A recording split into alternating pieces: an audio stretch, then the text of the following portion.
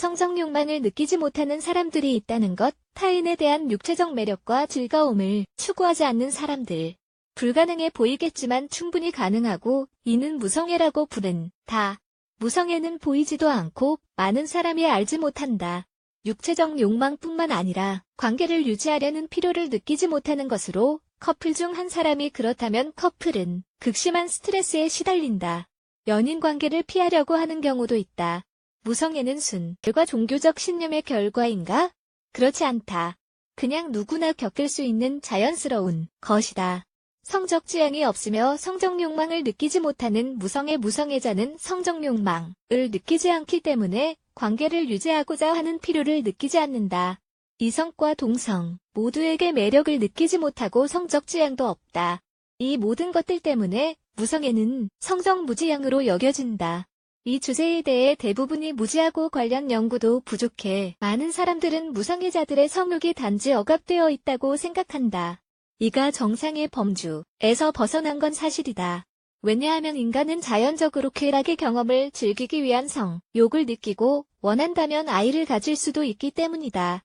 이가 드물고 특이한 상황임에도 불구하고 질환은 아니다. 단지 어떤 성행일 뿐이다. 사회적 압력 여러분은 무성애자가 많은 문제를 피할 수 있을 거라고 생각할지 모른다. 무성애자를 포함한 어떤 종류의 성적 지향을 가진 사람들이건 동등하게 존중받고 대우받아야 한다. 하지만 불행하게도 무성애자들은 그들이 다르다는 이유로 많은 사회적 압력으로 고통받으며 살아가고 있다. 무성애자인 하비에르는 다음과 같은 말을 한다. 상대방을 만나 연애를 하기까지 긴 시간이 걸렸어요. 연애를 했던 이유는 사회적 압력 때문이었죠. 난 필요를 느끼지 못했지만요. 이 사람들은 누군가를 좋아하라고 강요받고 있다. 그리고 넌 언제 남자친구 생겨? 와 같은 질문에 시달려야 한다. 최악의 상황은 이 사람들이 사회로부터 소외된다는 점이다. 현대 사회의 성적 대상화로 가득한 광고들이 무성애자에게 어떻게 다가오는지 상상이 가는가? 광고에서 지속적으로 내보내는 성적 내용은 무성애자들에게 아무런 의미를 지니지 못하고 욕망도 자극하지 못한다. 낮은 성욕은 언제나 존재해왔다. 우리는 제대로 터놓고 대화해본 적은 없지만 성욕이 낮은 사람들은 항상 존재해왔다. 대부분의 사람들은 성욕이 왕성한 파트너를 만나기 전까지 이것을 알아차리지 못하지만 말이다. 이에도 불구하고 하비에르가 위에서 우리에게 해준 말에 근거하면 무성애자들은 정말 연애도 하기 싫어하는 걸까? 하비에르는 파트너가 필요하지 않다고 말했지만 많은 무성애자들은 연애를 필요로 한다. 섹스가 동반되지 않은 연애 말이다. 진짜 문제는 무성애자들이 성애자를 만날 때 발생한다. 할 필요가 없는 희생을 막기 위해 두 사람 모두 어떻게 연애를 지속할지에 대해 대화를 해야 한다. 무성애자라는 건 사랑을 할 수 없다는 게 아니다.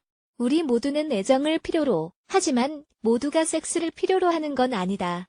가끔씩 무성애자들은 섹스를 하도록 강요받는다는 느낌이 든다고 한다. 섹스를 하기는 싫지만 흐름에 맞춘다. 섹스를 즐기지도 않고 혐오하지만 상대방을 위해 하는 것이다.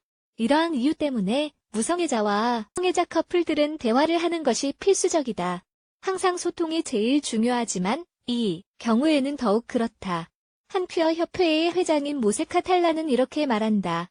무성애자와 성애자의 연애를 지속하는 건 그들이 도달하는 합의에 기초합니다. 데이트보다 섹스를 우선시하는 사람들이 있는 반면 오픈 릴레이션십을 유지하는 사람도 있으니까요. 무성애자인 사람을 만나본 적 있는가?